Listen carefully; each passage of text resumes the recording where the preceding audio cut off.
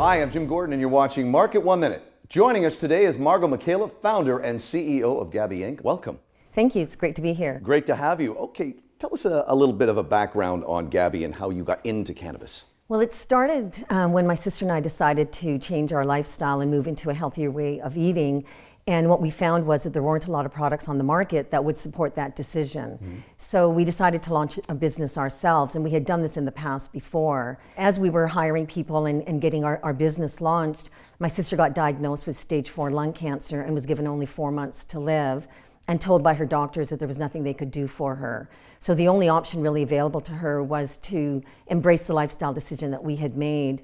So we did that. She lived for 5 additional years, had really great quality of life. After she passed away, I took over the business and I decided to build it as a legacy to her.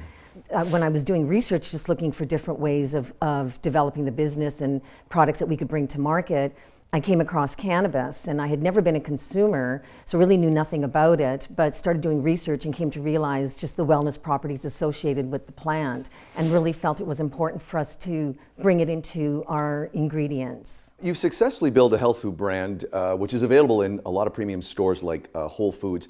Can you talk about the lessons that you've learned and how that transfers into cannabis? Yeah, thank you. We are in over 3,400 retail locations across the United States and Canada, so we are pleased with that result and getting into more as we speak. How it translates into cannabis is really in understanding the consumer products goods industry. What we learned in the wellness space, in the traditional mainstream space, was that it's actually really hard to get to market. We were really naive when we started, and we thought that if we had a really great product, that people would just come running to us, but it's really not anything like that.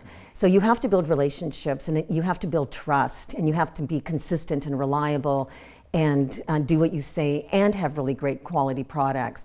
So we first had to build a relationship with a distribution company, and then the retailers, and then the consumers.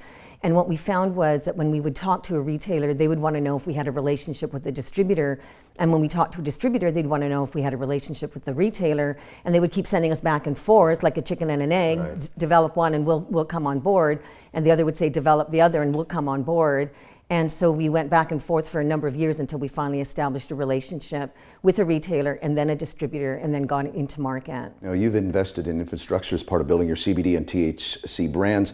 Can you explain to us why that's so important? In the mainstream space, the supply chain is really well developed and reliable. And it's easy to run a business when you know that the supply chain is going to be there. It's one less thing to think about. In the cannabis world, we first evolved into cannabis with an idea that we were going to do edibles, and then we came to realize that the consumers weren't really ready for that, so we needed to do a whole spectrum of products, which we now do. We have products in the mainstream under the Gabriella's Kitchen brand. We have products regulated under the Sonoma Pacific brand, and we have products in using CBD in both regulated and in mainstream under the Lulu's brand, and then we just launched a topicals line under Sonoma Specific. So we're in a number of different retail chains and channels, and what we learned was that you need to be able to be consistent. And well, it's hard to be consistent if you can't get a hold of product. We learned that you need to be reliable. Well, it's hard to be reliable if you can't get your supply chain in place. It's hard to be reliable if you can't get to in front of retailers or if you can't replenish. So what we ended up doing was we started with manufacturing because we wanted to control quality. Then we moved into distribution because we wanted speed to market. And then we kind of backtracked and got into cultivation and procurement because we needed to ensure that we had high quality flower at all times. And now we're getting into extraction. So we're going to really own our supply chain from beginning to end and really only not own the retail piece of it, but we know enough to know that we're partnering with retailers and getting into relationships with retailers that are reliable. You started with a health food brand, which we should say you still run. Why do you think this is beneficial to your CBD business?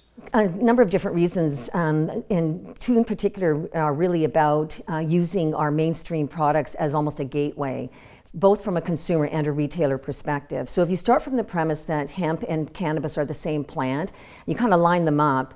There are certain parts of the hemp plant that have been legal for a number of years. So the stem, the stalk, the leaves, and the seeds have been legal for decades. And so we make hemp bowls and frozen meals that use that part of the plant, and retailers are picking them up quickly because consumers are really enthralled by hemp right now, and there's no FDA issue, there's no regulatory issue with taking those products in. And then we use that as an introduction to our CBD products, because once we build a relationship with both consumers and retailers, it's much easier to get our CBD products on shelf. Well, very nice. Margot Micallef, thank you for joining us today. My pleasure, thank you.